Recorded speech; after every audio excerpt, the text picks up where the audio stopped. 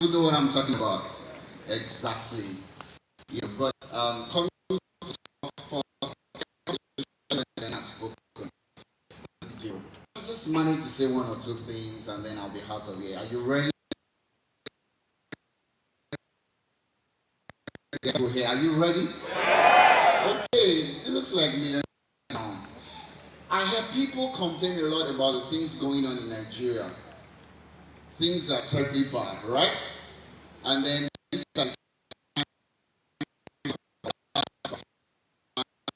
late or you are obedient or whatever. Where do you belong?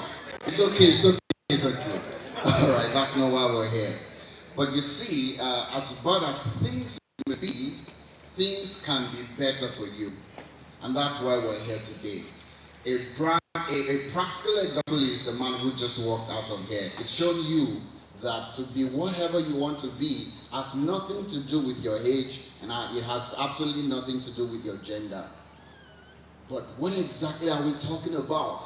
What I'm about to talk about right now is like the foundation to every other thing that you'll hear today. As a matter of fact, if they show you what you do and you do not know what I'm about to say, which most likely you've heard before, if you don't do what I'm about to say, you would actually be doing a lot of good work, but you will be bringing yourself back to ground zero. Silence in the house. So what exactly am I talking about? I'm talking about the positioning of your mind. The positioning of your mind. You see, many people in life do what they should do with a wrong mindset, then it negates every other thing that they do. I don't know, but if we have one or two mathematicians here, you will know that minus times minus is what? Minus times plus is what? 0 times 1 is what? 0 times 1 million is what? So if you have the right knowledge, if you have the right skills and every other thing that is needed to make you great in life, and you have a negative mindset, your negative mindset is that figure 0. Irrespective of what you put into work, irrespective of the accuracy of your skills, irrespective of the dexterity of your talent and the information that you have, you would always multiply all of those with the 0, the negativity in your mind. So what exactly am I talking about? I'm talking about you making sure that as long as it is sorted in your mind and as long as it is concerned in your mind, you have an absolutely positivity mindset. It's okay. I know. You're probably thinking, this is one of the aspire to perspire to desire to backfire and then you will end up in the fire. But hey, just before you conclude that you don't need that, let me remind you that even though brushing your teeth every day may not be necessary, but it is very important, yes or yes. Even though you don't need to eat every day, you don't need to eat every day, yes or yes. Even though sometimes you can decide to go on a fast, but you will not survive beyond a certain number of days without water, yes or yes. So if anybody ever told you that, tell them they are lying to you. Just the way you will need to brush your teeth every day. If you don't brush your teeth, you will not die. But you see, without motivation, everything is running away from you. You know what it looks like? I don't know if any of you in impulsive are. When he was starting his career in journalism and TV presenting, he said that he had lost his job, he didn't have anything and all of that. And there's one of his friends that would call him exactly a particular time, I think about 5 a.m. And this friend would call him and says, "Hello Steve Harvey, how are you doing?" "Hello Steve, my name is XYZ, how are you doing this morning?" And then Steve would pick the call and say, "Hello, I'm not doing good, I'm still on my bed, I just lost my job," and all of that. And then he hangs up the call. The next day, the same thing. "Hello, Steve Harvey. My name is XYZ. How are you this morning?" And Steve goes back to say, "I'm not doing well. I just lost my job. I'm doing badly." And then he did that for about 2 years. calling at exactly the same time, asking the same questions, saying the same things. The power of scripting. All right, he mentioned that about copywriting. And then he says one day, he thought to himself, is this guy crazy or what? How would you wake up every morning asking me the same question? And then he decided that this day I would answer separately. I would answer differently. And then he calls him this morning to say, hello Steve, my name is XYZ, morning. And Steve says, man, guess what? I'm happy, I'm happy, I'm joyful, and I'm going to have a beautiful day. And then he says, that was the last day this guy called him. And then the next day, he was awake at the exact time that this guy would always call him, and he was expecting the call. It was time the call didn't come in. And then he picks his phone to call this guy, and he says, I've been waiting for your call. And this guy told him, he said, I didn't call you because I've been waiting for you to give the right response. He says, as long as you keep waking up with a wrong mindset, as long as you keep waking up not thinking that what is ahead of you can be better than what is behind you, you would always wake up rejected, dejected, subjected to the difficulties of life, and you will never be able to make any meaning out of life. Friends, that's my sermon to you today. If you do not take care of your mind will not take care of your life. Are you ready to make the million? You have to take care of your mind. How do you take care of your mind? You've got to shut the people who tell you things don't work well. You've got to start listening to people who say things work well. I'll give you examples. The man who just came. Other people who will talk today. Yes, they'll tell you about people who have made millions and all of that. Yes, they'll say all of that. But you see, those are the kinds of people you need to listen to. Am I speaking to you this morning? Are you sure? Those are the kinds of people who you should listen to. They'll tell you that any ad you see on Facebook, on Instagram is scam.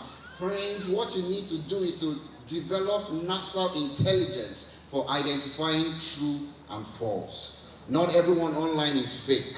You've got to know what to look out for to get the originals. And guess what? If you get the originals, your life will be the original version of your dreams. But I'm not done yet. How else do you program your mind? What you say. What you say. I mean, you know that Jewish proverb that says that as a man thinks in his heart, so it is. But you know, many times you can program what's on your mind by what you say. You see, your mind never knows the difference between good and bad, truth or evil, and all of that. Your mind knows only what is. What did I say? Your mind knows only what you instruct it. And how do you instruct your mouth?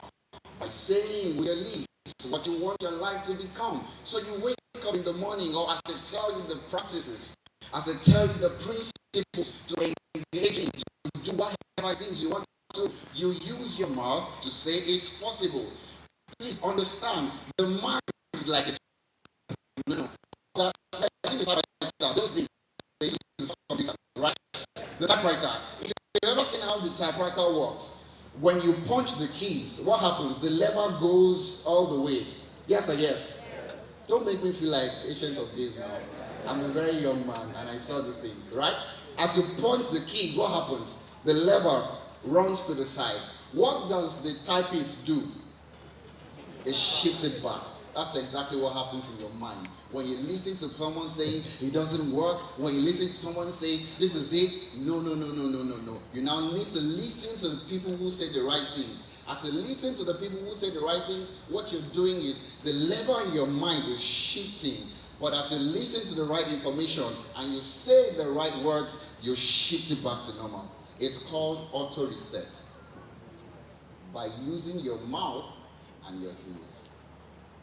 The second and last thing I'm going to say, and I'm going to leave here, a man called Charles Tremendous Jones. His real name is Charles Jones, but maybe the guy was exceptional or something, so they had to have tremendous. Imagine someone adding billionaire to your name. But it has to come by results. So Charles Tremendous Jones said many years ago, he says you'll be where you are in 10 years apart from two things. Let's all say two things. No, the millionaires have gone home. He says you'll be where you are now in the next 10 years apart from two things. Let's say one more time, two things. It said the books you read and the people you work with. Friends, the people you work with, they are the ones who hold the keys to your prosperity. I want you to look at the person beside you. Right? Look at the person beside you. Say, my money is in your hands. Say, but would you give it to me? Now hold on. Let me give you the answer to that question. They won't tell you the truth. Okay, what did the person tell you? Will you give it to me? What did they say? They will not give it to you. Guess what? Do you know how they'll give it to you? When you know the technique that they will use. How do people bless people? They bless people by either giving them money or showing them how they made their money. A man like Dr. Sam has come to show you how he makes his own money. He's come to give you a platform to maximize, to use, to make your own money. It's called templates, all right? Many times people don't get to where they should get to because certain kinds of information have been eaten from them. But when a man loves you enough to share with you his template for reproducing wealth, what to do is to embrace it and give every passion, every energy that you have into it. That knowledge that they are going to give you is worth more than whatever thing it is that anyone can give you in terms of helping you to eat daily, in terms of helping you to buy stuff here and there. What you need is a platform. People will move you to the next phase of your life, but they won't move you by asking them, move me. The person beside you has your money, but you need to know how to run an ad to get the money out of their pocket. The money will not come to you because you asked them to give it to you. It will come to you by using something that someone has created, so that as you snap your finger, what happens? They don't know that the money is coming to you, but you're beside them. All you're doing is you're punching some things on your device, and their money is entering your bank account. Anybody ready to do that? Can I ask that you all be on your feet? I want you to use your mouth to now make the kind of wealth that you want to have. Are you ready? Yes. So just 15 seconds and I'm going to be out of here. Okay? First thing I need you to do, and I know that I think you've done that again and again before. Now, these are the I practice, okay? The millionaires are speaking, okay? I posted this event on my Instagram at about midnight. If you care to follow, you can at Olumide Switch on Instagram. And I said, same on Twitter, and I said that I'm not a financial expert, but over the years, over the decades, maybe over 15 years or thereabout, I've used precepts and strategies to shift people from where they are to where they ought to be. That's my assignment in life. One of the tools I use is what we're about to do now. How you think and what you say. Can you rethink the dreams that you had when you were 5 years old, when you were 7 years old, when you were 12 years old, when you were 25 years old? Can you rethink those visions right now in 5 seconds? All right. Let's even take it a notch higher. Look at the dreams that you have for the next 10 years, 15 years. Okay? See yourself in that very, very prestigious location in Dubai, in Zanzibar, in Seychelles. All right? What's the dream country? Whether you want to jackpot. Some of us we're not in a hurry to jackpot.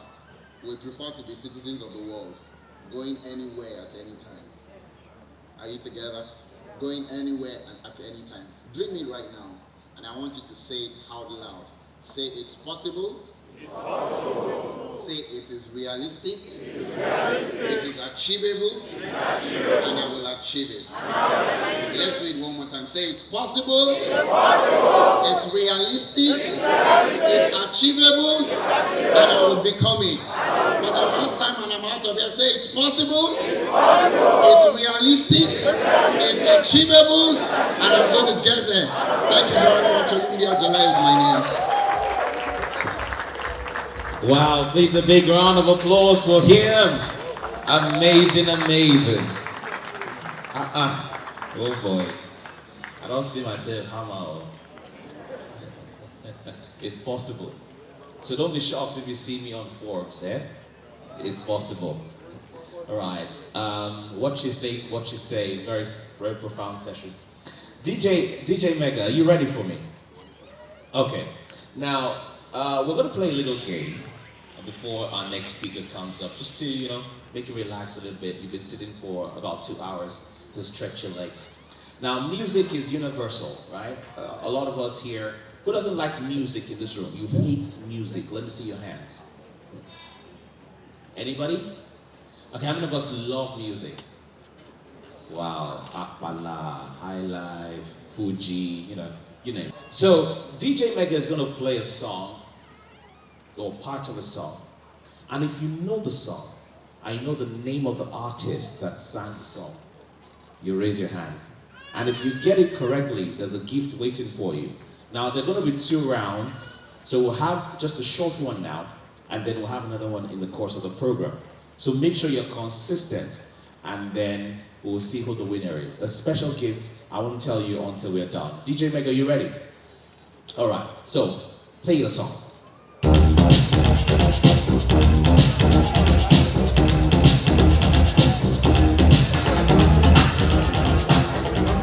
All right, thank you. If you know the name of the song, and don't try to Shazam it, Shazam will not work here. So, if you know the name of the song and the artist, you're confident about it. Let me see your hand. Okay, please, if you can, just walk to me. Just one person. Okay, don't run. Don't run. All right, thank you, Mama. How you doing? Okay, so the microphone is going to be given to you. Hello, sir. What's your name? Okay, use the microphone. How you doing, sir? I'm very fine, thank you, sir. What's the name of the song? It's Wanna Be Starting Something. Wanna be... Starting something. No, wait, hold on. Starting something. Wanna be starting something. Final answer. Wanna be starting something. Yes, sir. All right, please hold the mic. Give it to him. Who wants to go next? Okay, what's your name, sir? My name is Samuel Johnson. Samuel. Oh, Godwin. Oh, okay. All right. What's the name of the song? Michael Jackson, Thriller. Okay, thank you. Wait, hold on. The DJ will tell us the answer. Let Mama go next, all right? Mama, how are you, ma'am? What's the name of the song? I want to be styling something. Wanna be styling.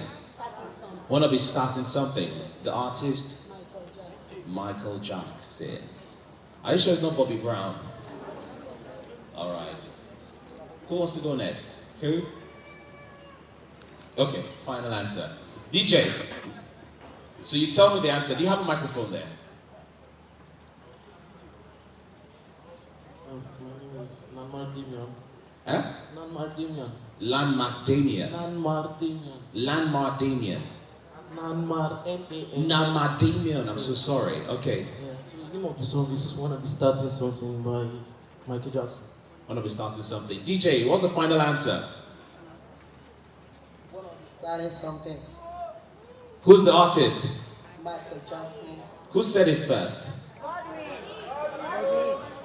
Huh? Godwin? Or Sam? Godwin. The man with the leopard skin. Is the correct one. African entrepreneurs with the required skills to build sustainable businesses. In her journey to improving the quality of life of Africans, she's the founder of a foundation which is aimed at urbanizing communities and empowering widows and orphans in Africa. She believes that in order to tackle the tangible issues, we have to address the intangible issues, which is why she started the One African movement. And the sole aim is to unite Africa for each African to build a sense of brotherhood amongst themselves. I think she deserves a round of applause. She is currently an MBA student at the University of South Wales in England and a certified time management specialist with distinctions from the London Graduate School. She is certified sustainable development expert, a certified behavioral economy and marketing psychology expert, a certified economic growth and development expert, certified government economic policy expert, and she has a keen interest in tech. and she's a co-founder of Inscribe Tech and Media. She serves as the principal chair of the Global Advisory Board of the Global Africa Leadership Council, amongst many others. This woman is so prolific. The greatest belief is that one day Africa will become one big nation that can compete comparatively with global economies. And she uses her resources, both mineral, natural and human, that's African resources, to produce immeasurable wealth, stewarded by astute yet accountable leaders. And this she calls the African dream. Like I said, she needs no introduction, but ladies and gentlemen, please, with a rounding ovation, please, let's make welcome Just.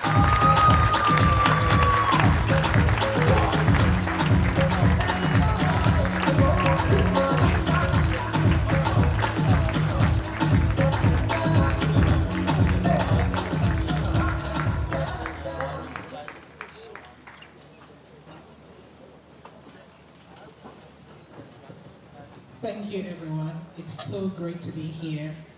Last year, I was privileged to stand on this stage, and a second time, I think it's a bonus. And to everyone who is here, I just want to say congratulations. It's a big deal to be in the midst of persons who have the skills, the knowledge required for you to move yourself radically to the next level. And before I go further, I truly would like to say thank you to God, and I know why I'm saying so. Every time God wants to bless people, He puts the burden on the hearts of others. What they do with that burden determines whether a people actually get the light and move. Sam has been burdened with creating wealth for Africans. And the fact that he took it and continues to do things like this is something to be grateful to God for. And by your heart being here today and tuned into what is going on, I believe so many of you will catch the wealth bug, you will do great things with it, and your lives will shift. If you believe that, say, "This is me." This is me. Fantastic. That being said, Sam is not here yet, but I just want to say thank you to Sam. Well done on the work that you do. Project 5 million is a go. If you believe that, say yeah. Project 5 million is a go. It's a go. It is done. That being said, today I'm going to be talking about the right sales mindset. Why do we need to talk about this? We're talking about shipments from people's pocket into your pocket. One of the major ways to do it is to sell. Everybody sells. The president who you're going to elect is going to sell himself to collect your vote, which may look like a form of payment to get him to sit on the seat. So you millions and you're like, I don't know how to talk to people to collect their money. You're not ready. In order to sell, there's a mindset required. Because in every market where there's exchange of goods and services, there are those who command the money and there are those who beg for the money. Those who win are those who command the money. Every time you see a sponsored ad of Sam Harvard, is he begging you to join? Is he usually begging? There's a passion that he exudes that make you feel like, I don't know what this man is talking about. This sounds convincing. Can I join? And that's what I'm about to share with us today. The first sales mindset, every person, whether you're experienced or not, can I debunk a myth quickly? Forget all the accolades that were read about me and everybody who has climbed here. I'm not better than you. By any means. Can I be honest? No, I'm not. As a matter of fact, the only difference is I took knowledge radically and I executed the knowledge to know the things that I know and do the things that I do. So that means that you are less than a few years, for some of you months, for some of you weeks, away from the things that you want to hear about yourself. If you just take in the knowledge, radically execute, the results will roll in. That being said, mindset number one, as a salesperson, you should always believe that or communicate to your customers, I'm not here to collect your money alone, I'm here to help you become better. That's mindset number one. If you do not believe this, you will appear to your customers as desperate. Desperation never brings the money. And let me explain why. The average human mind is wired to beef up their defenses the minute somebody wants to take money from them. Let me explain. If you're going on traffic or if you're driving in traffic in Lagos and you're thirsty, you want to drink water, When you beckon on those men who sell water on the road and they're running towards you, the first thing you want to do is wind up your glasses. Is that true? Why are you doing that? Isn't it not you that told him you want to drink water? It's nature. Your defenses go up instantly the minute you notice somebody wants to collect your money. And so the antidote to that is to never appear as though I just want to collect your money. That's the antidote. That means that you must always at every point communicate, I am here to help you become better. I'm here to help you achieve your financial goal. I'm here to help you achieve your emotional goal. I'm here to help you achieve your mental goal, depending on whatever it is you do for your customers. That must be the mindset. And that mindset will help you passionately convey the message that you carry and help you make them see that the lifeline or the next stage of my life is dependent on me paying attention to this person. And I know somebody will be saying, well, how do I make that happen? That takes me to the next stage. Passion. As a salesperson, your passion is required to be able to get people to make money, to give you their money. And that means that you must understand that your competitors are not outshining you, you are the one dulling yourself. That's a mindset you must have. That Mr. A seems to enter into the market and get all the money. It doesn't mean he's outshining you. If you believe that this person is outshining you because they have more skills, because they have more influence, because they have more money, that's already the service to you. It's not about them outshining you, it is you dulling yourself. Because light never gets dimmer because another light shines. Light never does. Actually, the day you decide you want to shine your own light, you and the other light will rub shoulders and the light will shine even brighter. So, your competitors are not outshining the one dulling yourself. And by dulling yourself, I'm talking about taking the entire responsibility on your visibility, on your positioning, literally. It's on you, it's not on anybody else. Every time you let that be somebody else's responsibility, how you are seen or not seen, how you're perceived or not perceived, the narrative you sell or not sell, you're giving them the power to determine what amount of money you take away from that market.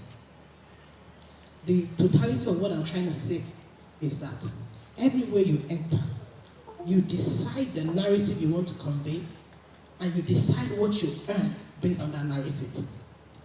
In simple terms, all of us here are probably affiliate marketers or will be affiliate marketers. You're not going to be the first, you're not going to be the last in this industry. What you get out of this market is dependent on what you believe you can get out of it. My brother earlier talked about mindset. What you believe you can get out of it, and your positioning coupled with visibility to make that work. Like I usually say to my mentees, if you say a particular thing about yourself repeatedly, the world will rise up tomorrow and call you the thing you called yourself. Do you know that? That means that in the next 6 months, if I want to be known as the XYZ in Africa, all I need to do is create a narrative about it, around it, consistently talk about it, and tomorrow you will look at me and call me that name. So even if I attempted to forget that that's the narrative I'm creating, because I have built a system around it, the world will remind me that's the narrative you're creating. So if in this affiliate marketing business or this particular industry you're entering into, you aren't creating a narrative around yourself, go back. You would see it will trickle down to the results you will get. So for those of you who may be in the same industry and some others seem to be doing well you're not, go back and check the narrative you're creating. And the narratives are outcomes of what you believe about your placement, your positioning in that industry. And I really want to go back to I'm not here to collect your money alone. Because of the situation of the economy we find ourselves, there are people, literally wanting to do everything to make ends meet. And for a period, it may be okay. But if you want to enter into the millions, the billions, the acceptability globally, and building a brand that is formidable, it cannot be about making money alone. It has to be about problem solving. It must keep you up. If it doesn't keep you up, you can't innovate. If you can't innovate, you'll be in a market where you'll be phased out very easily, and you will not even know. So as you live here, you may be in a community where there's an array of resources, but you must consistently think about, how do I make my customers see that I'm not just here to collect their money, I'm here to make their lives better. The other mindset you must understand is, objections exist because of an understanding gap. You didn't create the objections. They are there. They will always be there. Because not everybody has the same level of understanding. And the reason they exist is so that you can come in there, have an opportunity to sell. That's why objections exist.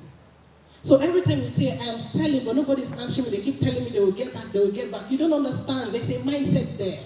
The mindset is, those objections exist because it's creating an avenue for me to sell. That means my job is to create the length and breadth, knowledge or understanding the person needs so that they can get out of that lack of clarity, supposedly, and then move with you to getting the product or service that you have. So that Mr. A or Mr. B is not accepting yet does not mean they don't want to buy. It's an understanding gap. The big question is, do you have the requisite understanding to get them to see that what they are pushing away is what they need? How do you do that? You must have a radical mastery of the products and services that you sell. For some of you, you're going to sit down with the courses and eat it again and again and again until it becomes flesh. The minute it becomes flesh, you can teach it absolutely. You can convey the message absolutely. And at that point, everybody listening to you is seeing a part of their future in what you're saying. They're not seeing a product and a service. Mindset number 4, you don't sell products. You don't sell services. You sell results. Can I say that again? You don't sell products and services. You sell results. Everybody sells a phone. iPhone doesn't sell a phone. Do you believe that? What do they sell? Why are all of you queuing up to buy iPhone 7, iPhone 8, iPhone? What's the latest one? I think iPhone 14 or so? Why? Why is everybody queuing up to buy an iPhone 14? Experience. Say that again? Lifestyle, class, prestige. They don't sell products. They sell an outcome, what you may call an offer. That's what they sell. So if you find yourself trying to sell a product, I want to sell you a marketing course. I want to sell you an affiliate marketing course. I want to sell you a sales funnel course. Somebody who doesn't understand the sales funnel say, what? Sorry, I'm just speaking. What's this one saying? What is sales funnel? But if you are able to communicate to a business owner who may not understand the term sales funnel, I want to help you make your presence on Instagram give you money. Is that not simple? That's an offer. I want to show you how to make your presence on Instagram generate money. It's as simple as that. Instead of sales funnel course. Does this make sense? So you don't sell products and services, you sell offers, you sell outcomes, you sell results. That's a mindset every business owner must truly understand. And in understanding that, you have to understand your customers' deepest desires. The era of selling features has passed. The era of selling features have passed. You must sell your customers' deepest desires. What is that thing they really want that they may not be able to verbalize? The things that make us buy is inside than outside. Do you know? We may be moved by our eyes, but when it comes to taking the money from our cards and swiping it, it's controlled internally, at the mind level. So as a business owner, you must be able to sell to their inner desires, those desires sometimes that they cannot verbalize. And I know somebody will be wondering, so how am I a magician? How do I know what they're thinking when they're not mentioning it? This is where, as business owners, you must spend time truly attempting to understand the life cycle of your customers. Either by mirroring them or by just doing periodic sampling. I know this sounds like a lot, but if you want to go far in this business, if you want to really go far, You must do these things. The reason why Sam is able to come up with innovative products and services that all of you will buy and will forever buy is because he's picturing what your life looks like. What will they need tomorrow? How can I position? Yes. So, you must learn to sell to your customers' deepest desires. The other mindset is, even if you are not doing what you love to do, you must love what you do. You may not have started the fashion design business you wanted to start. That's okay. Maybe when you get there, you get there. But as long as you're doing affiliate marketing, you have to love it. If you don't love it, it will show through. And if it shows through, you will not be able to convince people to buy. As we step up very quickly, the most common factor in getting anyone to give you money is trust. They will not give you their money if they don't trust you. And today I'll show you a simple framework to get people to trust you. It's called the Erc-Iv Model. Erc-Iv Model. The E stands for empathy/connectivity. The R stands for reliability. The C stands for competency. The I, integrity. The V, vulnerability. I would emphasize this model using a story. A man and a woman wanted to buy a car. And as they were driving to the car shop, they had made an appointment with a salesperson in the car dealership. So as they were going there, the man said to his wife, "Listen, sweetheart, today is window shopping. We're not ready to buy yet. We just want to go and look at the cars they have. You know those window shopping days you plan to go on." And as they got there, the salesman, very brilliant guy, had done his homework. The minute they came down from the car, stretched out his arm and said, "Good afternoon, Mr. XYZ. I have been expecting you. My name is this, and I'm assigned to show you all the different varieties of cars that we have." And then before he went further, he said, "I did some background work on you. I hope you don't mind. I noticed you are the past president of the Disability Center." And he goes further to say, "Thank you for the great work you do. My son has autism, and just by being a part of your work, we have been truly and tremendously helped." This was the man who told his wife, "We're not buying car today." The minute this guy said so, the wife was the one reporting the story. She said, all of a sudden, the man smiled because the guy had spoken to a part of him or had connected to a part of him that he could not resist. And the minute that happened, the man followed him into his office. They sat down, they were talking for like 35 minutes. This time, they weren't necessarily talking about cars, they were talking about every other thing. And then, when they came out of the man's office, the man said to his wife, "Sweetheart, I think this man has all the different things we need. We're going to buy." He came in without wanting to buy. Connectivity and leadership made him buy. What are the inferences to draw from this story? Connect, then lead. Connect with people, then lead them to make a buying decision. Empathy/connectivity will get you into the room, into the doors of the hearts of your customers. What will make you close the deal is every other part of this model. How reliable are you? How competent are you? Do you have integrity? Are you vulnerable enough to share the entire journey of this product, this service with your customers? These are the things that customers are looking to see. And to truly wrap it up, you cannot deny or you cannot de-emphasize the value that you carry. Because people's value of you, a lot of times, will be dependent on their point of view. It will be dependent on their level of information. And sometimes it will be dependent on their belief in you, but that doesn't have to be you.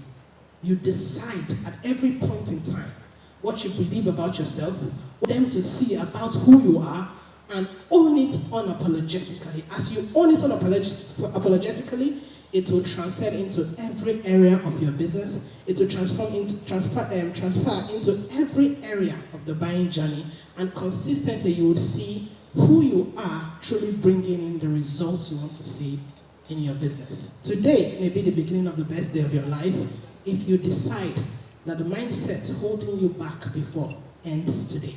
I wish you all the best, and God bless you all.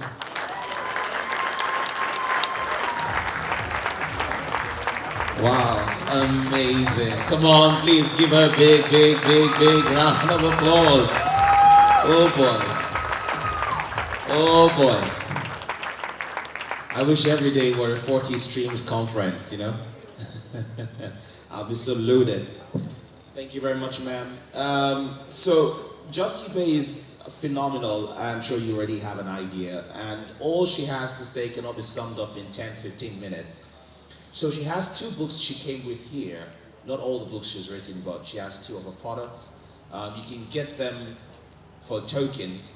You meet the officials. The first one I have here is Divine Intelligence for Corporate and Social Relevance. So you want to know how to capitalize and maximize yourself in the corporate and social world, you can get a copy of that book. And there's another one here, The Visionary Entrepreneur, and the exclusive breed of people that we need to rebuild Africa. So you can get yourself a copy or 2 or 3 or 4 or 5 and give it to people around you. So she'll let, the officials will have the copies so you can get yourself one. One more time, please, a round of applause. Downstairs, yes.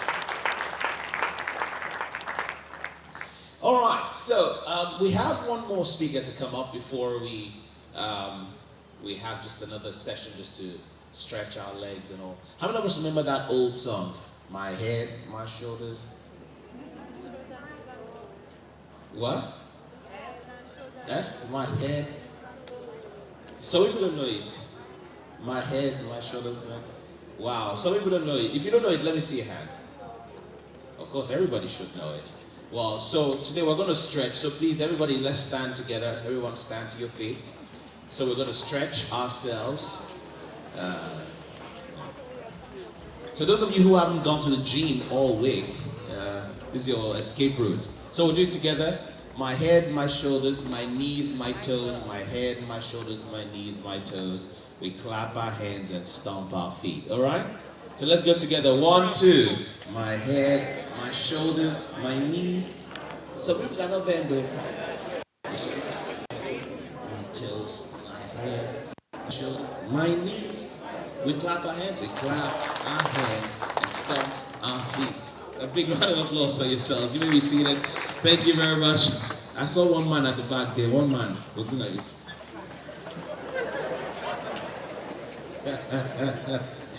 You know, go kill himself. All right. The next person I'm about to bring up is a graduate of computer science. And so he understands how these machines work. And he has enjoyed huge success in building businesses, managing projects, people, and processes. And within structured and unstructured business environments, he has been responsible for creating inputs in the establishment of 7 businesses. He is committed to people development, and he uses pragmatic tools to achieve that. He's a certified professional manager, product manager, and of course, business systems analyst. He is the volunteer team lead at Ideas Hub, I beg your pardon, an organization given to helping organizations and individuals concentrate and maximize their cutting-edge solutions. His day job is with Foremost IT Company, where he plays a key role with a structured system of operation. He loves to help people optimize their lives and optimize their careers. He consults, he teaches, and he also helps people attain these goals. He believes that lives are projects and we must be well managed in order for us to hit the mark. And today, he's going to show you how to hit the mark in your life. He is joyously married and blessed with a lovely daughter. But today, he's going to be talking to us from a different point of view, not as a father. I'm talking about none other than Guru Yinka Babalola. Please, a round of applause for him as he comes up stage. Please keep clapping those hands and make him warm. You see why I call him Guru? Doesn't he look like a guru? Hello everybody, how we doing? Doesn't cost you anything to smile, can you smile? I know some people are wondering, when are they going to talk about money? I came to hear about money. You are saying how you sell. But calm down, we'll get there. You see, life is. I was holding a meeting and they asked me to motivate people. I said the only thing I have to say to you is that life is like a spoon. Take it and use it to eat. So I'm just saying that life is a journey, right? And then you have to learn to take it step by step. We're going to get to the money part today, but we're building up. And every part of this conference, I must say to you, is important. Every part is important. So please follow gradually. And then you're going to make money. Can you smile like a millionaire? All right, so I just want to help somebody today, like I try to help myself all the time. I must say thank you to the speakers that came ahead, that came before I did. I must say thank you to Lenoflix. I must say thank you to you. And I say thank you to myself also. But let me quickly share for the next few minutes with you how to ensure in life that you don't self-sabotage. Tell somebody, don't self-sabotage. In case that sounds like Greek, I'm going to explain what I mean shortly. Now everybody, do something. Do something. Stretch out your hands. Stretch out your hands this way. Stretch out your hands this way. Take it up. Take it up. Towards your head. Lift it. To the left. Down. So what I'm trying to say to you is all the prejudices you came with today, drop them. And listen with an open mind. Now, Olumide Ojole did a fantastic job. He started challenging us. He started telling us how not to self-sabotage actually. Because that's where it started. I mean, he did a good job for me. I said he peeped into my notes. He started telling us how not to ensure that we defeat ourselves through our mindsets. You know, a lot of us are in trouble, not because the potentials are not there, not because the abilities to do stuff are not there, but because we've been loaded with a lot of negative stuff and we don't even know they are negative. You know, you can get so used to negative things that you don't even know they are negative. Do you agree with me? In Nigeria, things are happening. Everything most people see, negative. So you have to really be careful what you do with your mind. I'll say this and I want you to keep it and put it to heart. And I know you know it, but let me reiterate it. Everything starts from the invisible. Everything starts from the invisible. Does air matter? A-I-R. Does air matter? Can you see air? Does fat, F-A-R-T, matter? I like the way everybody's smiling. Does fat matter? Can you see fat? Nice as we're dressed. If somebody drops one terrible fat now, you know the way all of us will squeeze our faces like, what's happening here? Now, you see, it's the invisible things of this life that first of all matter the most. Because the way you are dressed is even a function of your invisible world. So it is the invisible that controls the visible. You made a decision today to be here. You made a decision to make your payment. It's an invisible force that gave birth to your visible actions. So it is the invisible that controls the visible. So that takes me to talk about dreaming. Do you know how powerful dreams could be? How powerful the dreams of your mind could be? Yesterday I was thinking about how much I want to make. I want to make some money between now and say next year. And then it appeared to me like I had made that money already. At that instant, while we were on our train ride, I started smiling like I had made the money. Has it ever happened to you like that? That you are thinking about it, if I make $1 million, what's going to happen to me? I'm going to be this, I'm going to be that. The minutes after you just realize you are broke and then you are sad again. Has it happened to you like that before? I remember the story of some guys. 4 guys. They were hungry and they decided to go hunting. The leader said, let's go hunting because there's nothing to eat. So they got to a part of the bush and then they were just discussing. And then one of them said, so what if we see $2,000, what's going to happen? They all just paused. They said, if we see $2,000 now, the guy said, I am the oldest of you all. I'll take $1,000. Then the other 3 will share $1,000. They said, no, you are very selfish. Then they began to fight. As in they beat themselves, blue black. Then the man came and said, what's happening to you guys? What's happening with you guys? They said, it's because of $2,000. So and the man goes, where's the $2,000? He said, we have not even made the $2,000. But the guy said, if we see $2,000, we start fighting. He said, oh bro, you guys are just silly. But you see, that's how it happens in life. Anything that is going to happen to you, you first of all happen in the realm of the invisible. Everything that happens to you, first of all, happens in the realm of the invisible. Your life travels in the direction of your most dominant thought. I usually say something to people, that you are not what you think you are what you think. You are not what you think you are what you think. So if you think you are a millionaire, and after this conference, we say, buy Justin Bieber's book for 7,000, and you say, let me buy it and enter Bush, you are essentially a carbonnier and not a millionaire. A typical guy thinks in his head, I'm going to get this done. Not because of the money he has in his account, but because of the capacity he has developed on the inside. Are we together? Some people cannot drive here. Why can't you drive? Because on your inside, you are still afraid. So it is the invisible that gives birth to the visible. And like I was trying to make a point to say to you that the power of your dream is interesting. So stop despising it. Now, Olumide was talking about how people have slides, motivational speakers. And then some people don't even understand. He said, they aspire to perspire, guys. Come on, keep quiet. You need motivation per time. And that's just the truth. So if you are taking what I'm saying today as motivation, what they are saying, what we've been saying as motivation, it's okay. What brought you here today? Is it not motivation? Somebody was talking about how you can make millions, and you were motivated and fired up, and you signed up for the conference, and that's why you're here today. So be careful what you condemn, because most people have condemned their future successes by condemning what they do not understand. Are we together? Are you getting what I'm saying today? So what you see in your mind is important. That's why I was smiling yesterday when I had the thought of making some millions of dollars. I thought about it as though I already made it. And that's how it is supposed to happen. The mind does not know the difference between simulation and reality.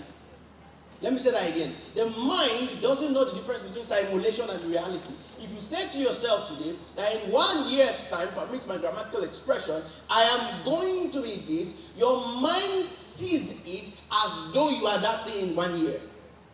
So if you say, as I'm going home today, I'm not going to have my transport fare, your mind agrees with you.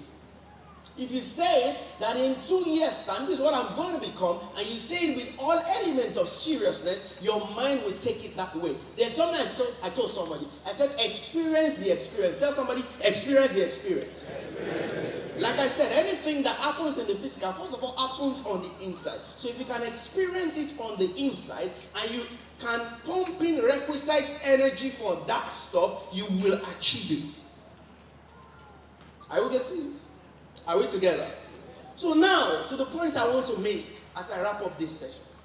I said to you that anything you set out to achieve, you can achieve it. And the power of your mind, let me say this, it will make you laugh. The power of your mind is powerful. In fact, the Holy Book says, I'm a Christian, so I quote from the Bible. It says that as a man thinks in his heart, so is he. As a man thinks in his heart, so is he. As you think in your heart at this moment, so you are. Do a quick x-ray of your mind. What's running through your mind now? What's dominant in your mind? That I just want to live Nigeria. I just want to japa. I just want to make money. I just want to be this. I just want to be that. Listen, what is dominant in your mind at the moment is the key force of your life at this moment. So now, let's make an assumption that everybody is healthy in their minds, and that you are dreaming well, and that you have aspirations, and that you have stuff you want to achieve. This is what self-sabotage is. That you set out to achieve something, but you start to act against what you set out to achieve. That you set out to make money, but you begin to go against making money. Here is an example. That you set out to live a healthy life, and that your practices are in parallel direction to what you set out to do. Here's an example. So they say fit farm. Some people are fit farm, Abby. I see some funny memes that fit farmers entered bush. Or they say, what do they say? Fit farm, they say don't eat fufu. Don't eat when it's past 7 p.m. Don't eat when it's this time. Don't do this at this point. And somebody goes, fit farm, I want to be fit. I want to lose 20 kg. It is the same you. 8 p.m. Eba. 11 p.m. you say you are hungry, you take juice. 5 a.m. you've eaten. 7 a.m. you've eaten. Do you think you would achieve fit farm? People are not talking. Do you think you achieve fit farm that way? You have to stay disciplined to a routine that would help you attain your fit farm. Another one, I want to save plenty money this year, but every money that comes to you, you blow. That is self-sabotage. Now, when it comes to structuring your life and achieving results, this is what self-sabotage is. That you say to yourself, I'm going to make it, that you decide that you are going to make it, but you say to yourself that in Nigeria it is difficult to make it. That is self-sabotage. Because having said to yourself that you will make it in Nigeria, and then you step out again to say that it is difficult to make it in Nigeria, you have set two laws at work, and those two laws are working against themselves. And you know that's why most of us don't achieve the things we set out to achieve. I am coming into learning to make a lot of millions, and somebody has said to you outside that all these online businesses are scams. So you start to say to yourself, online businesses are scams. I am going to make money through Netflix. And those things begin to conflict. And you see yourself in the same circle. What is work done? Force times direction. The force is that I want to make money. The direction is I'm supposed to go this way. But somebody is saying to you that it is difficult to make money in Nigeria. So you add another force. And so this force is dragging you away from this direction. So you are battling two forces, no direction. It simply means there's no work done. Because without direction, there's no work done. Are we together today? So a lot of us are self-sabotaging. A lot of us are talking ourselves down. A lot of us are killing our own abilities to get things done. Somebody says, let me give you typical examples now. I want to be married. Then suddenly you go to Instablog Niger, and a celebrity says, all men cheat. And you are saying to yourself, I want to be married as a lady. And then you are also saying, all men cheat. What are you doing? You are self-sabotaging. A guy said, I'm also going to be married, but women are all the same. What are you doing? You are self-sabotaging. So I want you to begin to look inside. What exactly am I doing by myself that is altering the course of my journey? I want you to think and reflect at this point. What exactly am I saying to myself? Now, when I was talking about words, speaking to yourself, do you realize how words can either hold you down or catapult you? Are we together? Somebody getting it today. So you know what it brings me. How people talk themselves down. Now you are the one saying you want to go this direction, but you are also the one talking yourself down so that you can face that direction. So self-sabotage is terrible because it affects a lot of us a lot of times. So excuse your prejudices and guard your heart serious. I wrap up with this, everybody. I said, look into yourself. Take a look at yourself at this point. What exactly am I doing that is counterproductive? What exactly have I dipped my hands into that is not helping my life? Are you self-sabotaging? Are you the one setting a direction for yourself at the same time dragging yourself away from those directions? Many times, all these things are easy to say. All these dreams are easy to voice out. Stuff are easy. It's easy to write down stuff. It's also easy to talk yourself out from what you've written. May you not be the architect of your own failure. I know people will say amen. You will not be the architect of your failure. There's something to say in Yoruba language, finally. That may you not work with the inner part of your palms and turn it away with the outer part of your palms. I don't know, forgive me. What did I study in English school self-50 something? You need to learn. So everyone, what did you say? I just said to Yoruba, Kofi Ojo, Kofi, so that's what happens. That's a typical definition of self-sabotage. That you are the one scripting yourself for success. At the same time, in your subconscious, you script yourself for failure. In fact, I should drop this for you. You know the way the mind of man works. 10% of your mind is the conscious part of your mind. 90% is the subconscious part. So the reactions you give subconsciously, unknowing to you, is what's on your inside, and that's really who you are. So you need to go audit yourself, take some sit yourself down and start asking yourself, how exactly do I think when I don't know I'm thinking? How exactly do I behave when I don't know I'm behaving? Because what you do when you are not totally conscious that you're doing it is what is planted in your subconscious. And that's exactly what defines who you are. Wake some people up, get this done, they'll do it. Wake some people up, get this done, they won't do it because deep in their subconscious, they have not attained that height. But did you learn something today? Are you going to sit yourself down to say to yourself that I will not self-sabotage? So say it to yourself like 7 times, I won't self-sabotage. I won't self-sabotage. I'll stop self-sabotaging. Did you learn something? Thank you very much for listening.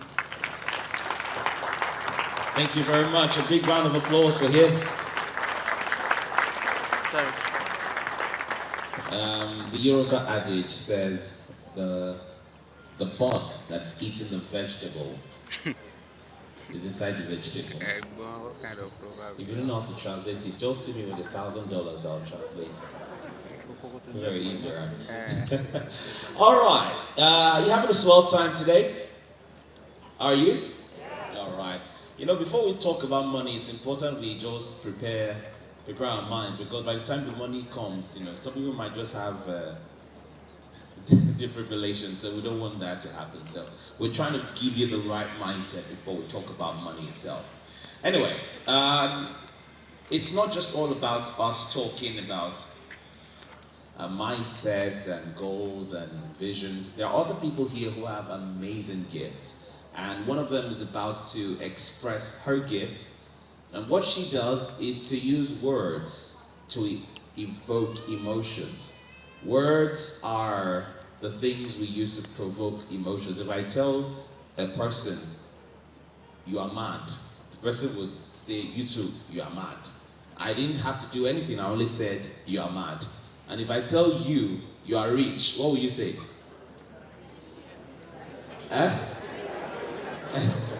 So this is what you get. You are rich. It's like you are rich. So she is a spoken words artist, and today she wants to use that gift to just evoke our emotions and give us a very, really nice time. Ladies and gentlemen, Ella Speaks. Is she here? Is she ready for me? All right. Please, let's give her a round of applause as she performs one of her spoken word pieces this afternoon. Keep clapping, keep clapping, keep clapping. She's almost here. Thank you, Ella. Good afternoon, everyone. Wow. This is my first time in front of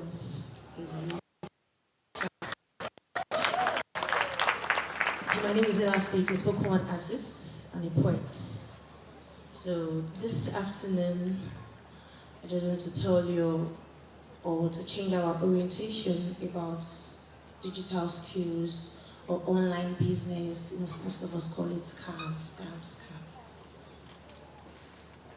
So, a lot of you out there venture into different digital skill or digital money making scheme and fail, then you come out shouting a scam, na Ponzi scheme.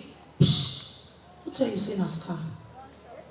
Excuse me, sir, excuse me, man. Now you scam yourself. In fact, I need to pause English now. I want young pidgin because this thing they vex me. Why you go enter this thing when you know say you don't get the consistency spirit inside you? You want do digital skills, you want do online marketing, and you don't get consistency, and you think say you go work, or guy you go fail. Okay. It be like say pigeon no flaky. Let me go back to English. So seriously speaking, if you really want to make money in online marketing or in digital money making, then consistency is key. If you remove consistency from the equation, then equation is not balanced. That skills, even for those who have the idea or who know about digital skills, because we have a lot of people out there who are so ignorant of digital skill. You know, they keep shouting, na scam, and go back to their room singing, Sakba, Sakba, no fee catch me. Hey, Uncle Sakba will catch you, Taya, he will overcatch you.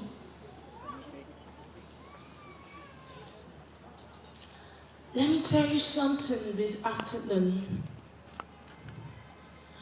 Because you are doing extra and you think, oh, that is enough for you.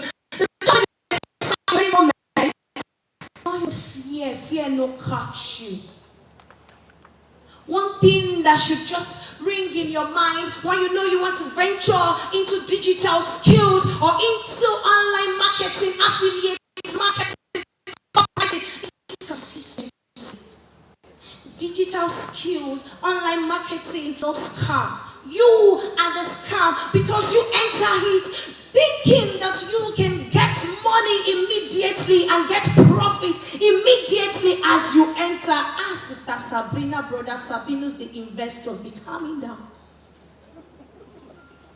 Digital scheme is not equated to Ponzi scheme. It is not the same thing. We drop 100 naira, collect 10,000 in the next 2 minutes. It takes a process.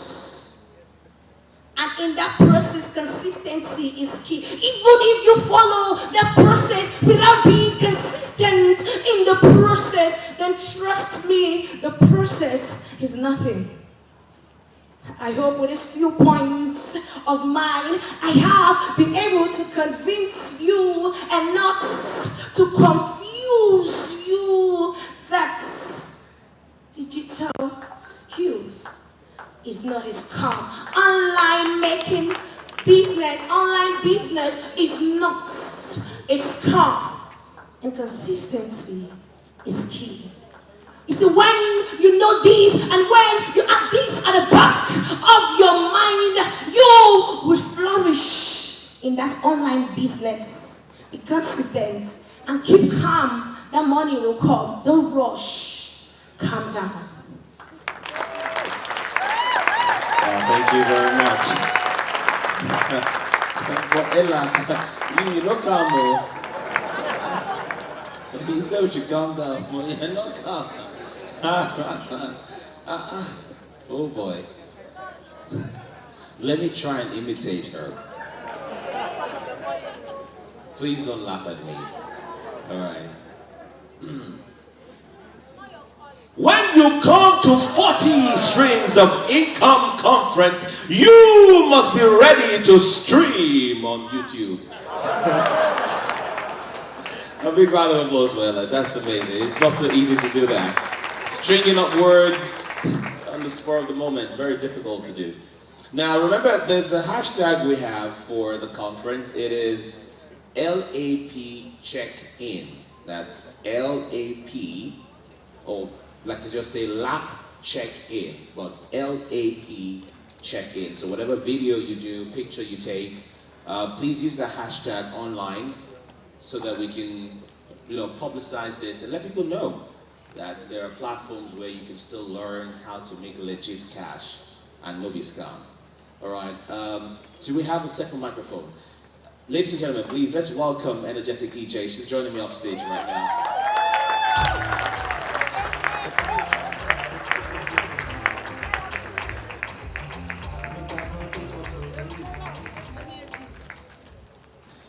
Yeah.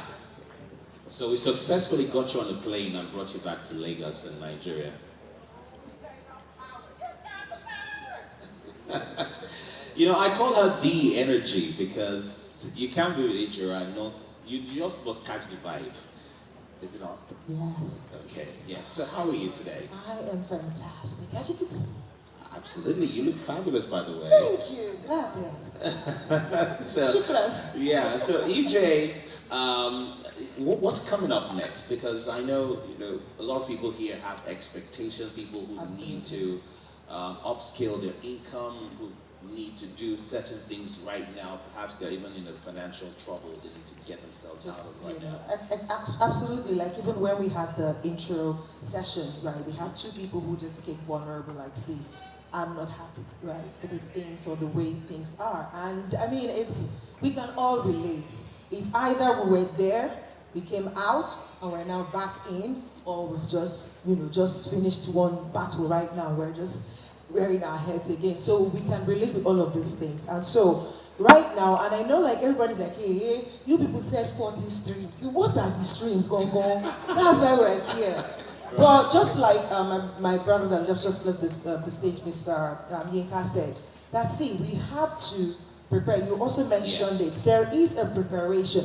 And that is one thing that we want you to hold on to. And just like our Ella just said, it's no peace. Consistency is very, very what? Very, very important.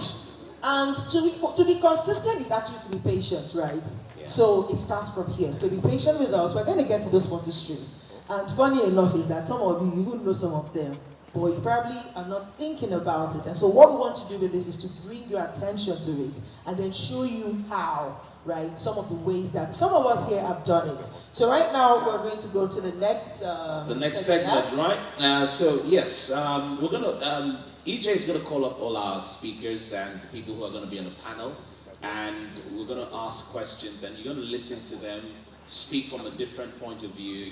Perhaps the initial time they spoke to us, they were a little bit too straitjacket. They were not versatile. They didn't dive into many aspects. But EJ has got you covered. She's going to ask the questions, and we're going to have a swell time together. Ladies and gentlemen, the panel session. EJ, take it over. Thank you so much, Mr. Aduaye. Please a round of applause for Mr. Adu. Has he been doing good so far? Please put your hands together. Thank you so much. All right. I have the pleasure of bringing back our speakers to the stage so that we can ask them some very, straight questions. And I'm going to, just because we have limited time for this panel session, I'm going to leave just 3. Okay, I'll make it 5. 5 is the number of grace. So I'll make it 5. So first 5 people. Where's that young man that was passing the mic around? Yes. So first 5 people to see. Bros, what's your name? Hey, Joe. Hey, what's up, Joe? All right. So first 5 people to raise their hands and to have Joe come to them. We can take your questions. So Joe, I don't know if you have a sheet of paper somewhere. Just get people's questions so that we can have questions from.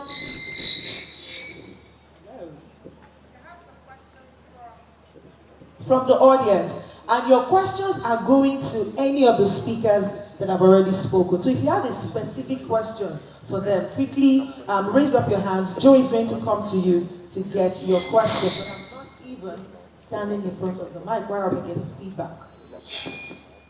So maybe can we reduce the volume of this mic just a little bit so we don't get feedback, all right? Okay, so please put your hands together as I bring back up stage David Ahiomed. Put your hands together! No! You people got energy! This is not nice, this is not nice. So we should be going home. You don't want to learn the 40 streams again. Should we go? See, even your nose is weak. Should we go home? No! Oh yeah, now respond now. Come on. We're here for you. Be here for us. Please have your seat. Mr. Olumide, please come up stage. Please put your hands together.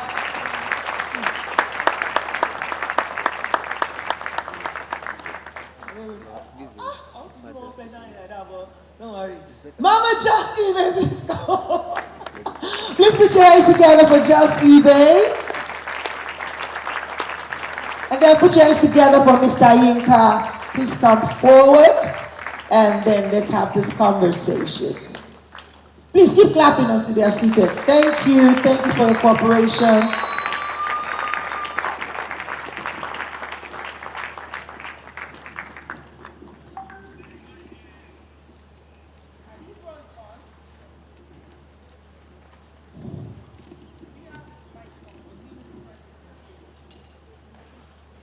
Hello? Hi. Okay, so I'm just going to use this one because this one, I don't think they are feeding back as much. Okay. So I have one question for each of the speakers, but also, like I said, I'm going to leave room for 5 people in the audience to ask specific questions to the speakers, right? So I'm going to start with, hello. Yes, fantastic, awesome. So I'm going to start with the lady because, ladies first, right? Ladies first after men. Yes. Okay. So, just eBay. Thank you so much for, sharing your thought with us. And I loved what you opened with, talking about putting impact first and not just money. Putting the fact that I want to solve a problem first rather than I just want people's money.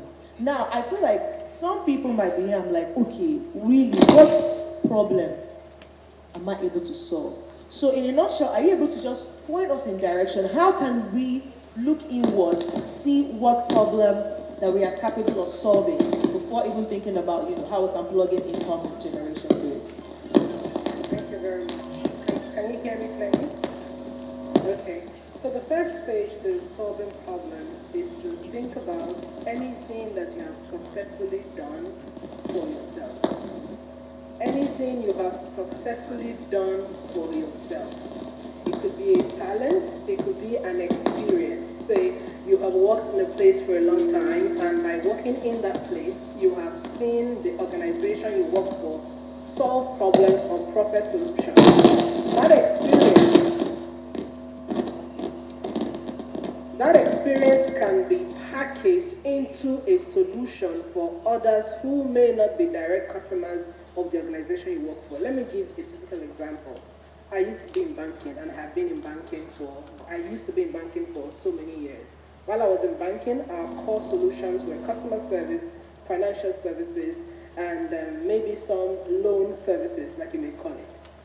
In banking, I started to realize that by interacting with the many customers we interacted with, they were lacking as far as the knowledge required to grow their businesses. They were recycling a particular amount of sphere of influence. And it's funny looking back because I realized that in my early banking experience, I was always in market locations. I'm talking deep, big market locations. Either it's Oyibo market, Ido market, those markets where you're seeing market women who seem to be doing something with themselves, but they can't scale beyond a particular space. So you'd see them in a particular location, 20 years, they're still there.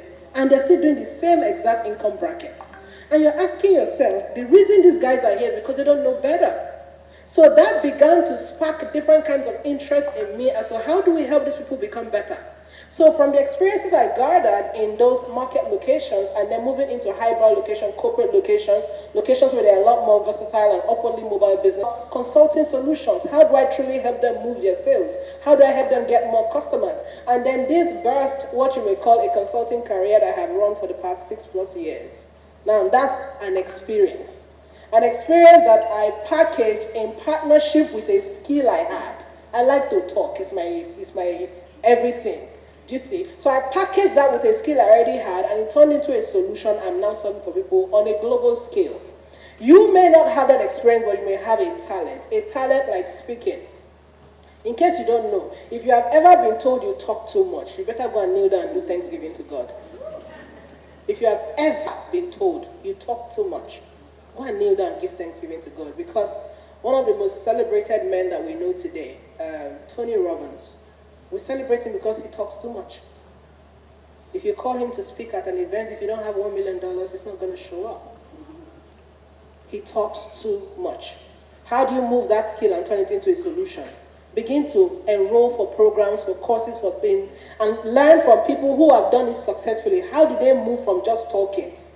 Identify a message, identify an audience, identify a platform. Do you see this process? Message, audience, platform, and then you move. It is the exact same principle to turning something that you have that is a skill or an experience into a solution. The message, the audience, that's the person who needs it, then the platform. Once you have these 3 things, you are already on your way to turning what you have that may be latent now into a money-making skill. Wow, please put your hands together. Please. Did you get anything from that? Was that good or what? Was it good? Awesome. Thank you so much, Just Ibe. That was just like, wow. a mini masterclass on its own. So there is everything you need, like I said earlier, it's already in you. You already know that, but you're probably not just paying attention to it. And so now you know, you can plug it into an experience. And the experience does not always have to be good, by the way. One of my friends, I think she's in the room here today, she was sharing something on her page recently, I think 2 days ago, and was saying, see, most times you learn more from your negative experiences than from the positive ones. If I asked you what was the last time you were really happy, you might remember, maybe, you might remember it a bit, but there is nothing that is holding. But if I tell you what was the most embarrassing day of your life, you will remember. You will remember, and you must have learned one lesson from that experience. So don't discount any experience you have, because when it touches you, it means that there is something it can actually do for other people. So it's just for you to sit down, like I love how Josibe just said it. When you mix that talent or the skill with an experience, you can birth a solution. Thank you so much, Josibe. All right, so I'm going to move straight down back to Mr. David Ahilman. You know, when you were talking, you talked about, how most times, when we ask ourselves, like, why should I pay to buy a course when there's YouTube? When there's University of YouTube, right? And let me tell you something. Since YouTube has been, before they even became as big as they are right now, how many tutorials have you by yourself or yourself finished watching and acted on it and it gave you results, even though it's free? Because most times, the simplest things are the hardest to do. And so my question to you, David, is, what you now said that most times when we pay for courses, it's not just the course we are paying for. We're paying for access. Because then it's mixing up, not just the course itself, because the course is the course, if you can go through it, that's fine. But when you have an encounter with the creator of the course, there's an extra oomph it brings to that course, right? So, what is the biggest lesson you have learned from having access to great people, Mr. David?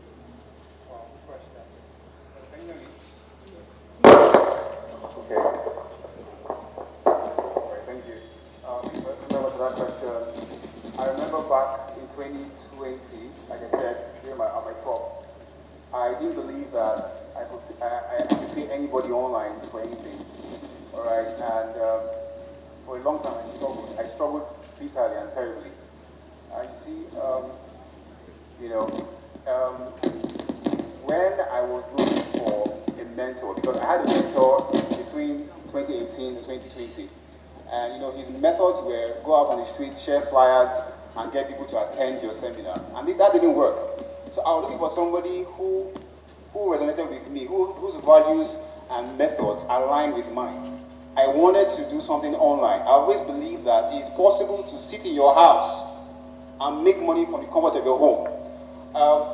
Why I say these things, people tell me it's a scam, they're scamming people, this time I used to scam people, they're having a scam today, But the truth is, I kept saying these things, I kept believing in them. And somehow, some way, destiny connected myself and Sam Harvard. All right, and I remember back in 2021 in May, when I needed to move to my next step.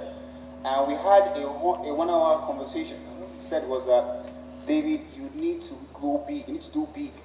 So the biggest lesson I've learned in connecting with someone like Sam Harvard is relationship, maintaining relationship, because the truth is, as you begin to do things, your name begins to get heard, you are going to be, what's the word?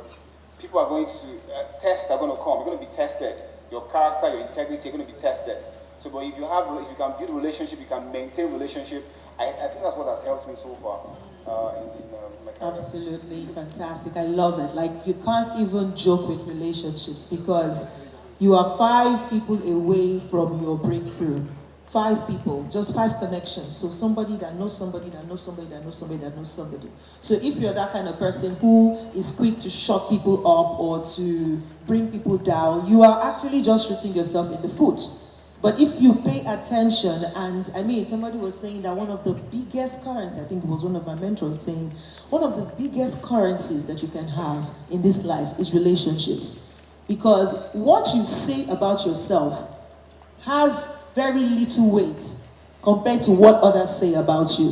Because you can be saying you are the greatest, and if the whole world is saying you are the dumbest, that's what everybody will believe, you are the dumbest, right? But even without you saying it, if everyone around you says something about you, and then, if it starts with you saying it, fantastic, that's good. But having relationship with people or maintaining relationship, like David said, is quite important, and we should pay attention to that on this journey that we're going to go on. Because, anyways, when he comes, he's going to tell you his own story. But on those days when the chips are down, it is the people that know you from way back that will be able to vouch for you and say, see, this is circumstances that have passed this person, but I know him or I know her, and I know she won't do such a thing as this. So do not joke with your relationships. Thank you so much, David. Mr. Yinka, talking about self-sabotage, right?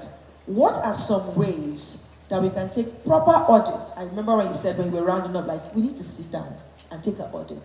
Take an audit of what's going through our mind, or what's dominant, what's that dominant thought in our mind? What's that dominant thought in our mind?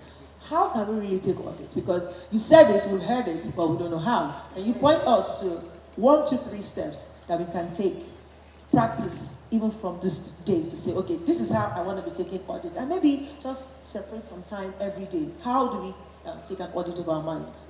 Okay, so I'll start with the answer she just gave. Separate some time every day. Actually, yes, it works like that. But so let me answer that question. Using my background as a support engineer, I do many things, by the way, but it's just still me. I work as a product manager, a project manager. I'm a first level site support engineer. Right. So let's assume I manage this stage as a first level support engineer.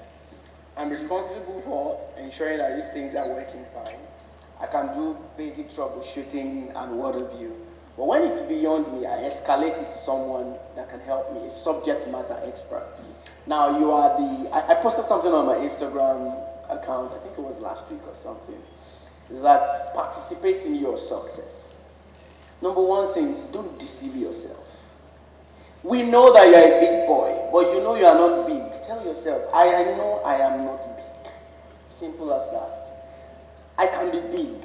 Sit down, look at yourself. Where am I on my journey?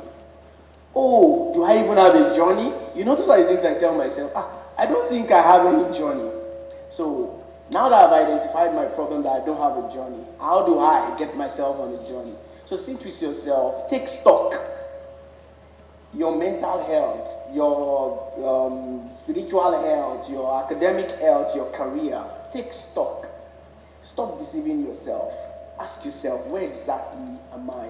You see, if you know me well, you know I play a lot, but when I sit with people, we are consulting and we are going to the depths of it, bros, forget it. People know you are big. People know you are. You know, there are a lot of people who are big boys, but they have big problems. Big boys, big problems. Big girls, big problems. But you know, they try to just cover them up. Thanks to Mary Kay, thanks to white powder, that people like me use a lot. So what I'm trying to say to you, as a president, sit yourself down. I use white powder a lot. That's my cover up because my skin is oily. So if you see my bag, you see white powder there. It's cover up and it's good for me. Alright, so back to what I was saying. Sit yourself down.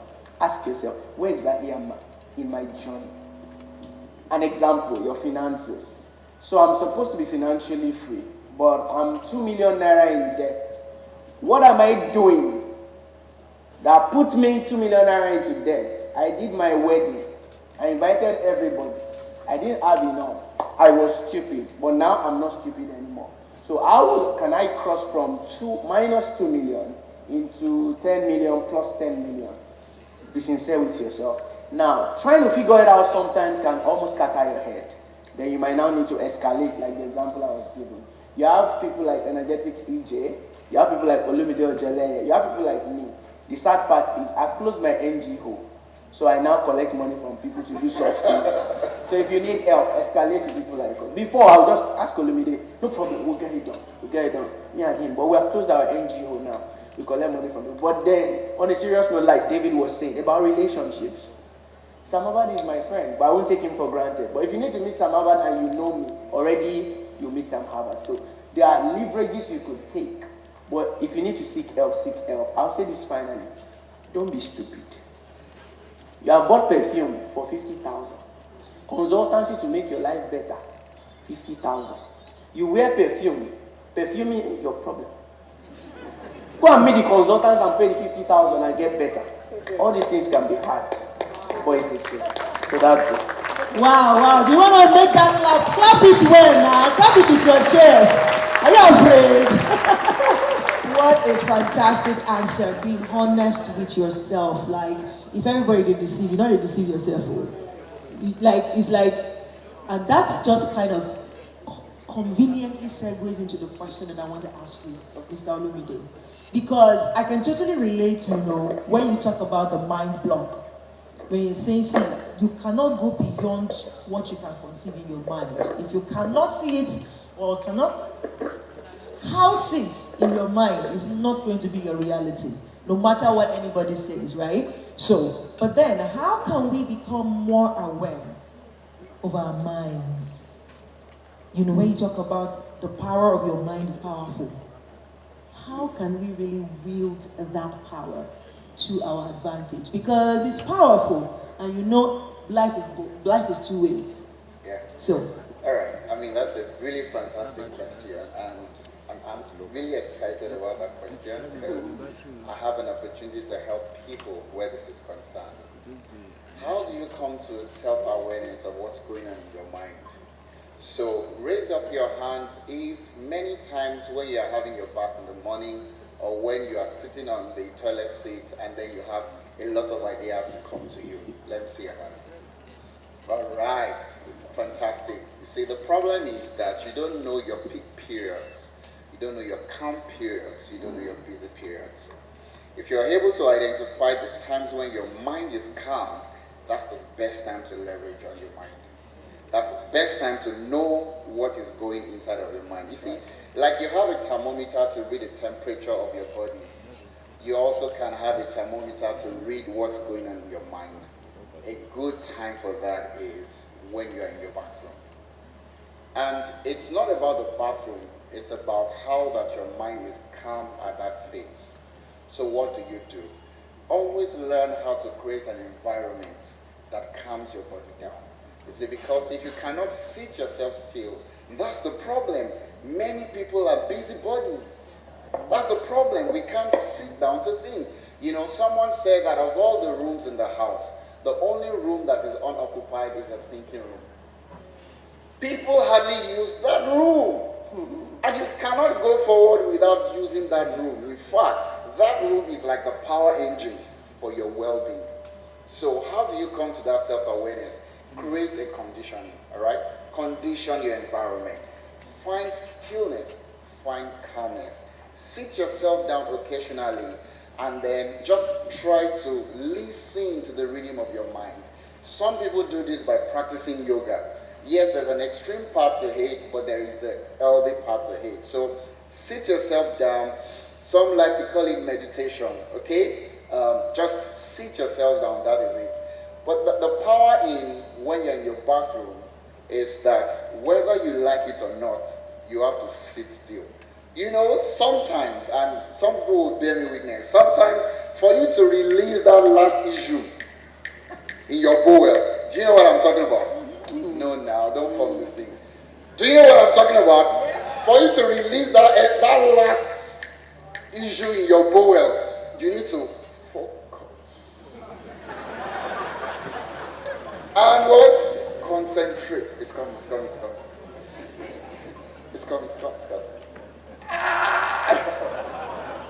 And then what happens? It comes out, right? I'm taking you back into your morning times, okay? Your system is cool at that point. So maximize it. If you have a problem with calming your mind, maximize your bathroom sessions, okay? You can make it 30 minutes if you use 15 minutes normally. I learned this from my dad. Usually, whenever those days, when he's going into the toilet, he goes with a newspaper and then he reads. For me, I may not go with a newspaper, but I know that that's a major moment. Right. And then I can begin to receive instructions and to download things into my system. So, condition your environment, condition your mind, and just listen to what's going on in your mind. The other thing I think I can say because of time is what I call there are two things. Number one, zones of performance. The other one is called the cycles of life. How you know what's going on in your mind is by what has happened to you. Because what has happened to you is because of what is in your mind. So you can read the situations and the circumstances you have found yourself to determine the things that were in your mind to have taken you to that point. I don't have time to unravel that, but I mean, if you see that you're broke, it's because you have a wrong mental state. That's why you're broke. So you can sit that. That can be a factor for conditioning yourself to sit down. Do you know? Let me. Okay, so that's about the cycles of life, and then the zones of performance. The things you can do can also be a pointer to the fact that these are the things you need to pay attention to internally.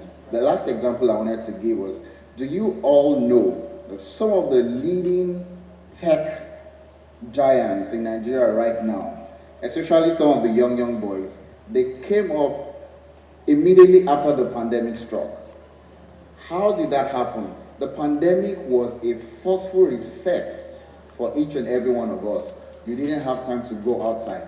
Most people were bored at home, but while some people were bored, some people sat in their houses, sitting still, listening to the readings of their mind. And what did they do? They were able to create products that people would eventually buy into after the lockdown. What is happening today? You just heard that somebody raised $100 million. Someone raised $50 million. And you're asking, is it not the same tech that we're doing? No. They used their thinking room to get ideas that catapulted them to where they are today. Fantastic. Please put your hands together for Mr. Olumide. So is that safe to say that when you're going to, that's one way, that's just one part of the equation to leverage an already existing time, let's say, and I think this ties into creating new habits, like in atomic habits, like just replacing what you do at that time. So this one is a default timing that we all have. I don't think anybody here on a daily basis don't have bowel movement. You must. It's either you're peeing or you're pooing. I know you need to visit your doctor, or you start to take Andrew Livers or which one, salts to kind of soften your inside, right? So you know that time exists. So before now, if you're not paying attention to that time, then you should. But I'm saying that, is it safe to then say we take on or have the practice of having a note or the phones can be a bit distracting, but still it's useful if you are intentional about it, so that you are able to capture, because it's not enough to be still and try to figure out or listen to what your mind is saying. Sometimes if you also don't capture it in the moment, it could fly away. So is it safe to say it is okay as a way of something we can also practice, to have your notes or your journal, one maybe stationed if you are in an apartment where you stay alone, a journal stationed in your restroom where as the ideas are flowing, capturing it? Absolutely. You see, many times we overrate our minds. Your mind can create, but many times it cannot retain what it has created. Until it is trapped, it is not actual. So many times when I go into the bathrooms like that, as I sit, I go with my phone. In the days of notes, like you said, I go with my note. But because of water, water can also affect the stuff, but just trap it.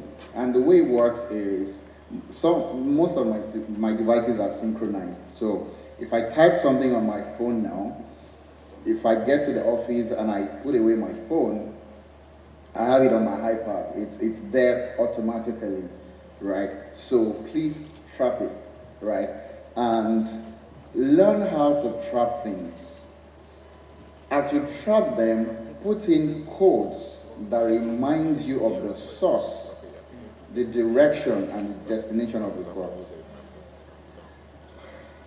I also cannot unravel that. It's because sometimes you just quickly write something.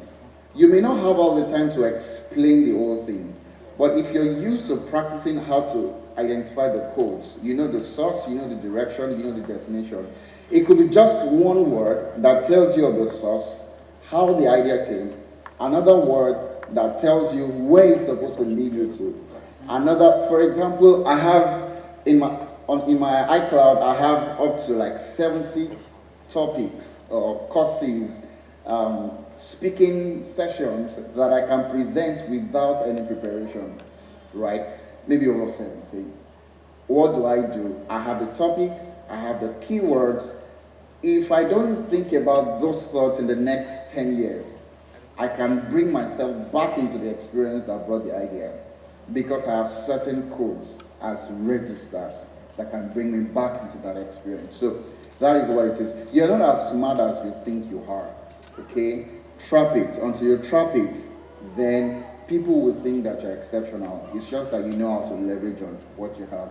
So to guard against distractions, if you're using your devices, please, you have different kinds of things you can do. Flight mode, DNDs, focus mode, night mode, bed mode, all of that. Just make sure you're maximizing the power of technology. Trap your ideas. Fantastic. Please, a round of applause for Mr. Lumide. Thank you so much. That was such a beautiful one to unpack. Trap it, because your memory is not that great. Even though I know you are great, and the greatest of all time.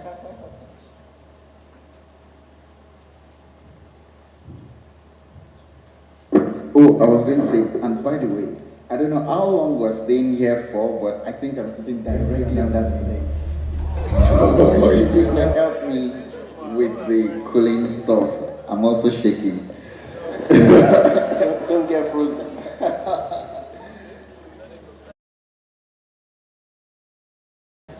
So, thank you so much, everyone who has sent in their questions.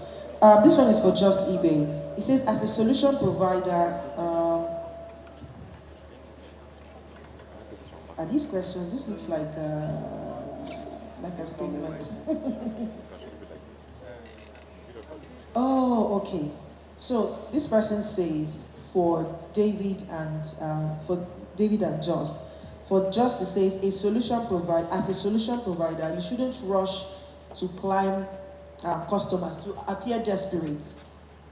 Then David says build urgency.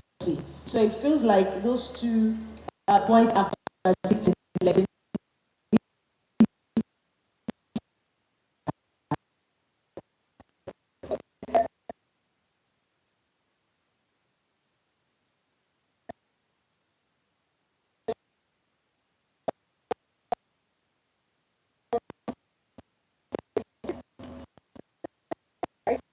Some people, they see you, they hear you, or they sense that you're trying to do something at them. So we'll not know if you are giving inspiration or not without settling the internal base, which is, I know I am here to help you. So two statements. I'm here to collect money, show me the money. Money, money, money, money. When you have that as your mindset, every time you go out to sell, you will notice that what is pushing you is the money, and your customers will see it. And because they will see it, sometimes it look like. So have you ever seen those sponsored ads that you look at and say, now wow, number force? Have you ever seen it? Did you see number force on their video? What came out? Was something like that. And that's because the person internally is just trying to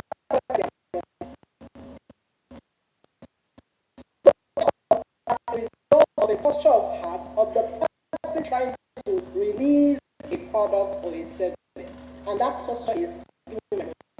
Don't care like that, no, just give me my money. Do you understand?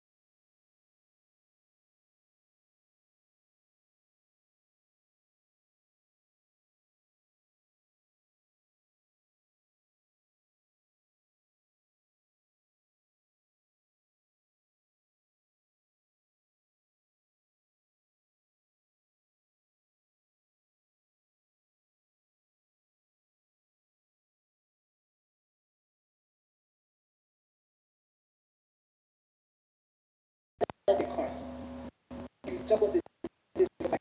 By mechanisms. 90% of people you immediately will not buy in that instance. Why? Except if it's buy one get one. Right? It's something that makes people actually reason and say, I want this. They most likely will have to see you again, maybe again. If for any reason they will click on the link immediately, it's because they are not exchanging money at that time. It's always an invitation to learn more, come and hear more, come and see more. And then by clicking on an answer, them through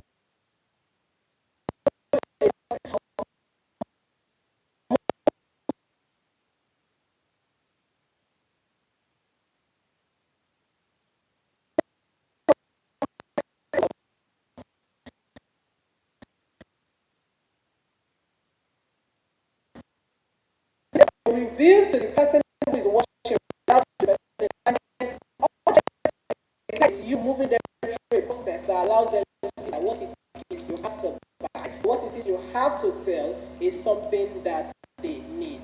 To tie this up, don't be in a hurry to collect people from the first time when you meet them. And I know this may sound counterproductive from what sales experts may have been used to telling you. Collect the money, collect the money. If you build a business model around collecting the money immediately, you won't build loyalists. Can I say it again? If you build a business model around give me the money, give me the money, you will keep begging for money all through. And you'll be frustrated. Because you'll now find after a while, must I ask for money before people give me money? Instead, what business model is develop a value system that allows people to look at you and want to come. And those who are bought from you to consistently keep bringing people to come to you, that's a business model that is sustainable. And every business that has grown and continues to grow is the business model. It's value attracting the people who will give you money again and again and again. And can I be honest, you may not get there overnight, and that's understandable. That means you may be seated here and you don't know how to do that. In your mind, you're like, well, all I want is the money. I'm not criticizing you, I won't judge you. But because you have heard it today, I needed to begin to do evaluations and attempt to replace those belief systems that make you feel the only thing you want to do is collect their money. I started like that. I'm open, I like to be vulnerable here. When I started my business, I was so cutthroat passionate that when you see me, it's give me the money, give me the money. My sponsored ads would be so compelling that you'd be like, Akika. Yeah.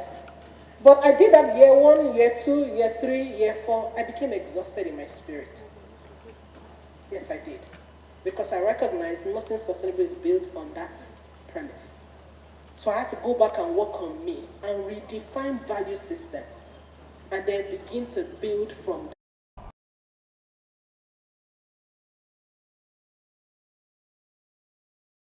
Fantastic. Please, a round of applause. A round of applause. David, I think you want to add a thing or two.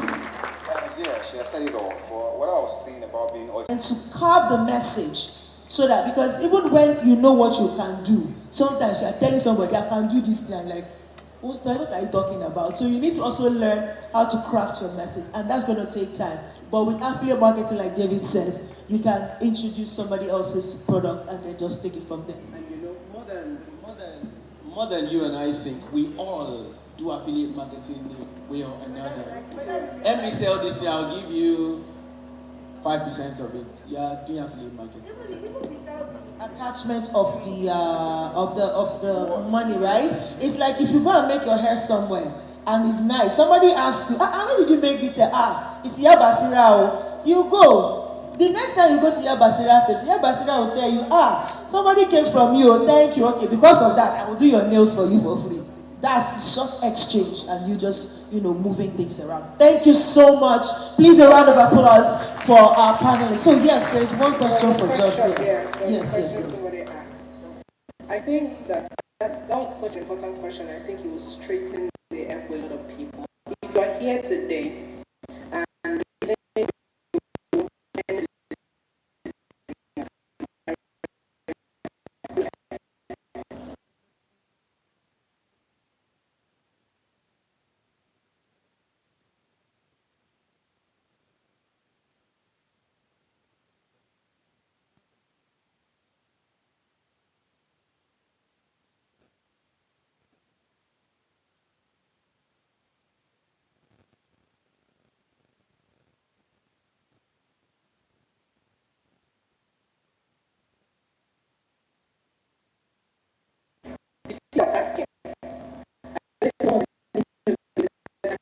to give out 100 million naira on a daily basis. I said, that's the motive. That's what makes you continually make money. It's not I want money for myself. So that's a question you ask. Must you become an online person who has mentees? People should drive you. People should drive you. My business, my life, my value, my impact, my transformation, radical change 360 the moment I start thinking about people. So when I'm looking at your money, I'm looking at what can come out of your life by extension of your addition or affiliation to me. And that's me. So the number of men and women I have grown to mentor and now mentoring and seeing them going into places I didn't think was humanly possible. Sometimes I see my organization, you know,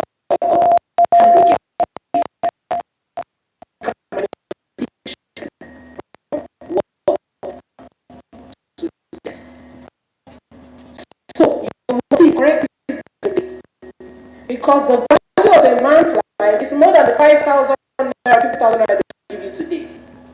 It's the least. That 50,000 naira has the ability to produce 50 billion from one person. If you treat that person as a commodity, when the 50 billion comes into their life, if it ever comes, you will never be able to get that. This man is needed to St. Harvard because of the outcome that relation or that affinity or that mentoring as because it has produced and will continue to produce. So as you begin to think of start thinking people, start thinking the lives you can impact, the knowledge, the wisdom, the access you have in this platform. And how do you get these?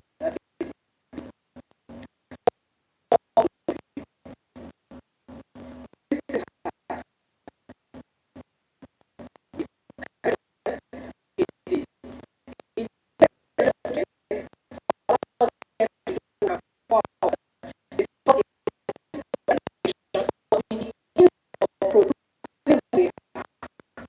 producing what? Like that means useless. I to fix this country, everything is about this. It does not matter if all the indices don't come together and work together.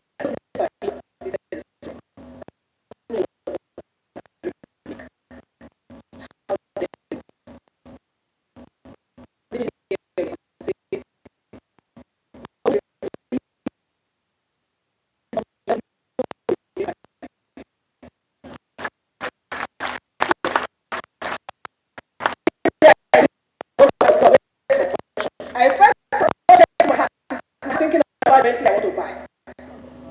Or is thinking about the 1 million lives who will be transformed just because I got my portion. Let that happen to us individually. It may not happen to us, but contend for that.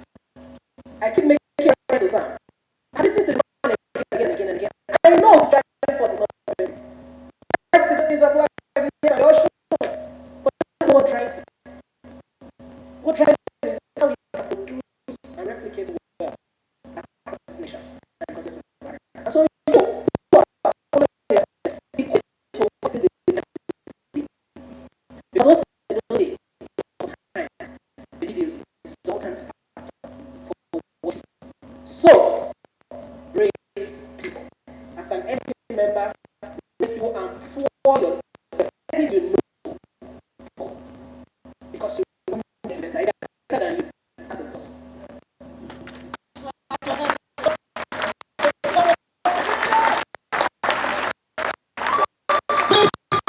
Round of applause. Was beautiful. Please let's take a group photo. Let's take a group photo. I got to look up this that I was here. This is great people. Oh my God, I don't know. Oh, not for me. Not for me.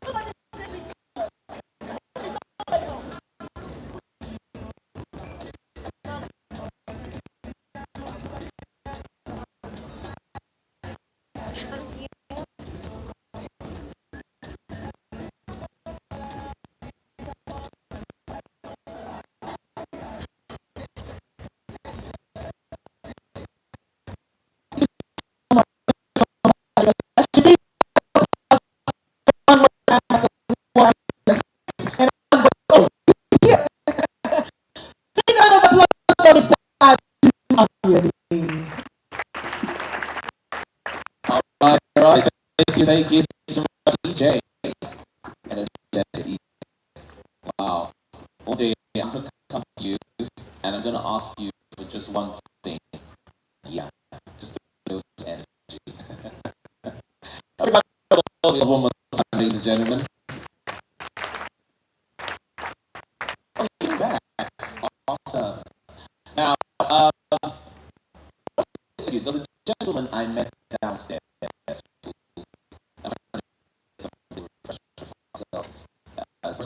Offered to pay for me. Thank you. Who's the